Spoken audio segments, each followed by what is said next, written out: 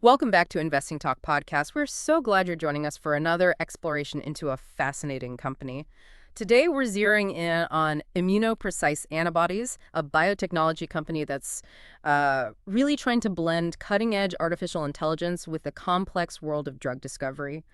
Our mission, as always, is to cut through the noise and distill the most important insights, helping you become truly well-informed on what might just be a significant player in the future of medicine, or at least something critically worth understanding. It truly is a transformative moment in biotech, and Immunoprecise Antibodies offers a compelling case study into how technological innovation is reshaping how we approach therapeutics. There's a lot to unpack here, from the groundbreaking science powering their platforms to the distinct financial landscape that defines a growth-focused company in this sector. And before we get into all those details, if you find value in these explorations and enjoy these conversations, please take just a moment to subscribe, hit that like button, and maybe leave a comment. Your support means the world, and if you're feeling extra generous, consider buying us a coffee. It genuinely helps us keep these explorations going. Okay, so let's unpack this innovation at the heart of immunoprecise antibodies, which we'll probably refer to as IPA. At its core, IPA specializes in AI-driven therapeutic antibody discovery and development. Think of them as a highly specialized contract research organization, a CRO, that helps major pharmaceutical companies and academic institutions develop custom antibodies. Right from the very early stages all the way through to the point where they're ready for further clinical development, they're kind of the R&D arm for others, but with a significant tech advantage. That advantage, well, it stems directly from their impressive array of proprietary technology platforms. These include sophisticated tools like B-cell Select, Deep Display, and what's becoming their signature platform, LenNZI. These aren't just fancy names. They represent core capabilities designed for what's called high-throughput screening and in silico drug discovery. High-throughput screening means they can rapidly test thousands, maybe even millions, of potential antibody candidates all at once. This dramatically speeds up that initial discovery phase. And when you hear in silico, that's essentially running experiments or doing complex analysis using computer simulations, right? Exactly. So they're leveraging advanced AI to essentially create virtual labs. In these labs, they can perform countless iterations and tests in just a fraction of the time, and importantly, at a significantly lower cost compared to traditional wet lab methods. So it's not just about efficiency. It sounds like it allows them to explore a much wider range of possibilities much faster.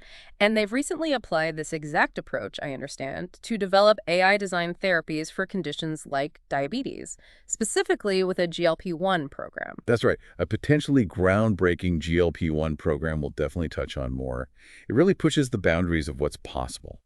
The question for you as we consider this is, how much could a company like this truly accelerate the development of critical new treatments across the entire pharmaceutical industry?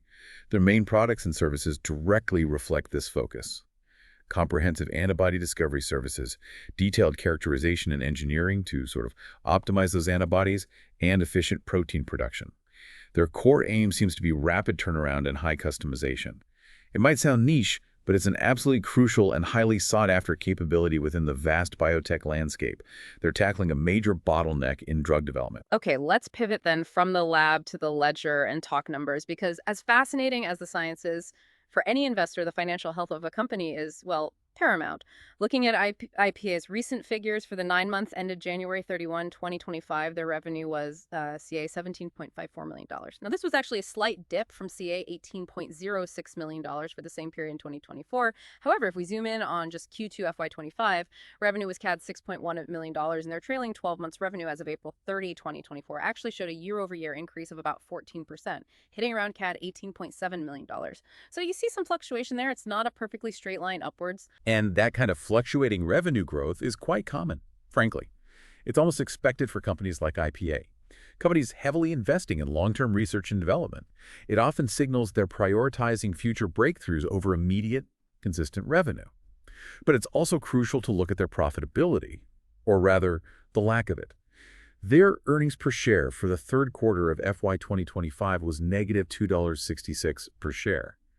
That's a significant increase in losses compared to the negative $2.10 per share in the same quarter of FY 2024. And their net loss for the most recent earnings period was substantial. We're talking CA $46.74 million.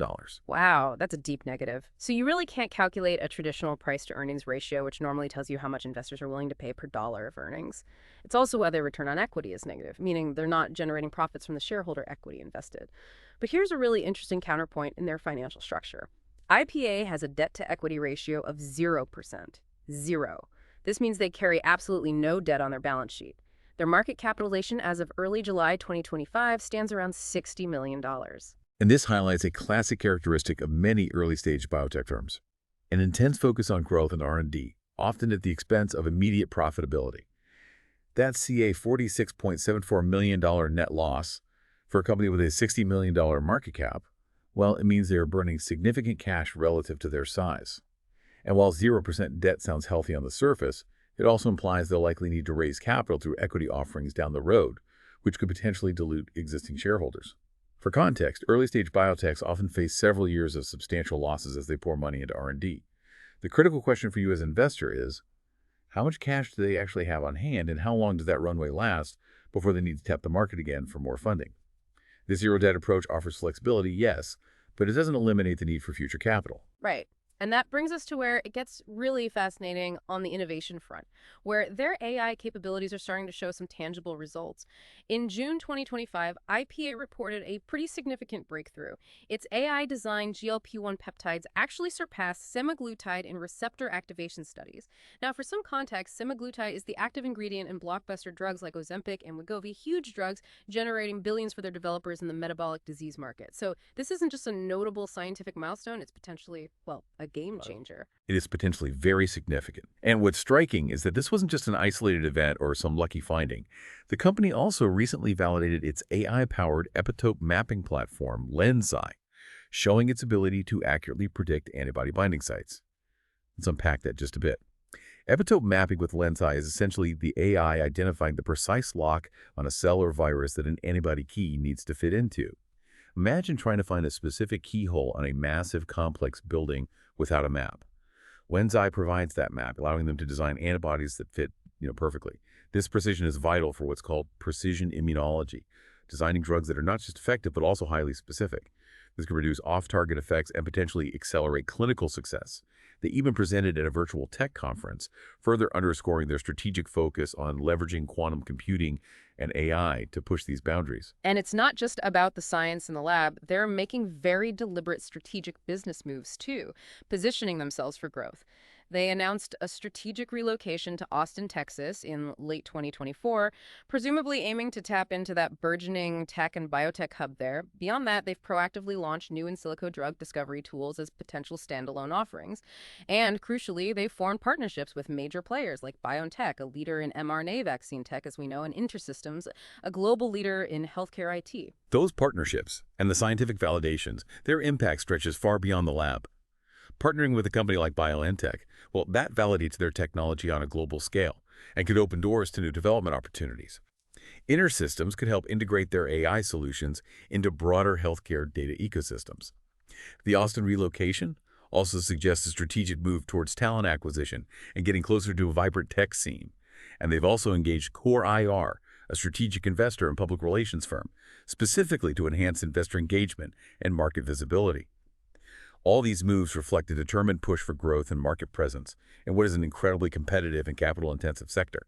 It's really about building a foundation for future commercial success. The whole biotech sector is just rapidly advancing with AI, isn't it? And IPA seems strategically positioned as a challenger within this space, focusing specifically on these highly innovative drug discovery methods. They're certainly smaller than established competitors like AbCellera Biologics or Genmab in terms of revenue and market cap, but their strength might lie in being highly specialized in integrating these cutting-edge in silico approaches that could potentially give them an edge in speed and precision. Their core strengths seem quite clear. Their strong positioning right at the intersection of biotechnology and artificial intelligence. This is an area attracting significant investment and attention globally. Their proprietary technology platforms, the ones we discussed, are recognized for their breadth and depth in providing advanced antibody services. This deep technological differentiation is really their major asset in a crowded market. But as we know, every company has challenges and potential red flags, especially in a high-risk, high-reward sector like biotech. For IPA, these include a persistent lack of consistent profitability and, maybe critically, a need for more detailed disclosure perhaps on their cash burn rates. That can certainly make risk-sensitive investors pause. Continued operating losses are a major point to consider. It means they're consistently spending more than they're bringing in. And analyst sentiment does seem cautious, precisely because of these persistent losses. This caution exists despite the undeniable technological progress they're making. However, the validation milestones, like those potentially groundbreaking GLP-1 results, do seem to be fostering a modest optimism among a segment of investors who are looking more at the long-term potential. For you as a learner and maybe a potential investor, it's about carefully balancing this innovative promise and technological advantage against the immediate financial realities. The reality of a company that is very much in a high-growth, high-investment phase. It's a classic biotech dilemma, really. So putting it all together, what does this mean for immunoprecise antibodies? They clearly demonstrate strong technological differentiation, especially with their deep integration of AI into therapeutic antibody R&D. They've shown periods of solid revenue growth and have achieved significant scientific milestones, like their AI-designed GLP-1 peptides surpassing established benchmarks from major drugs. Pretty impressive stuff. However, the lack of consistent profitability, combined with the inherent volatility and, let's face it, the long development cycles of the biotech sector, certainly suggests a cautious approach is warranted. Upcoming catalysts could definitely drive significant upside if successful. Things like further development or commercialization milestones from their GLP-1 therapy program, or maybe additional partnership announcements leveraging their LensEye platform. But remember, the risks remain substantial. They'll almost certainly need external funding until sustainable profitability is achieved, maybe through those equity offerings we mentioned. And they face complex regulatory hurdles, which are typical for novel biologic drugs. On top of that, there's intense competition from larger, well-funded CROs and established pharmaceutical companies. Given all these factors, the exciting technology, the significant scientific achievements, but also the financial realities and the inherent industry risks of perhaps a hold with speculative upside potential, seems like a reasonable summary. It's a company with truly exciting technology in a rapidly evolving field, but one that also carries those financial risks typical of an early-stage growth company. It's essentially a bet on future potential. So, something for you to consider as you process this exploration. In a world where AI is accelerating discovery at an unprecedented pace, how much value do you place on groundbreaking potential and scientific innovation versus immediate profitability and established financial stability? It's a fundamental question when looking at companies like Immunoprecise antibodies that could truly change the game but absolutely come with significant risks. We certainly hope this look into immunoprecise antibodies has been insightful for you. Absolutely. Don't forget to subscribe, like, comment, and if you're enjoying our conversations, maybe consider buying us that coffee. Until next time, keep exploring and staying curious.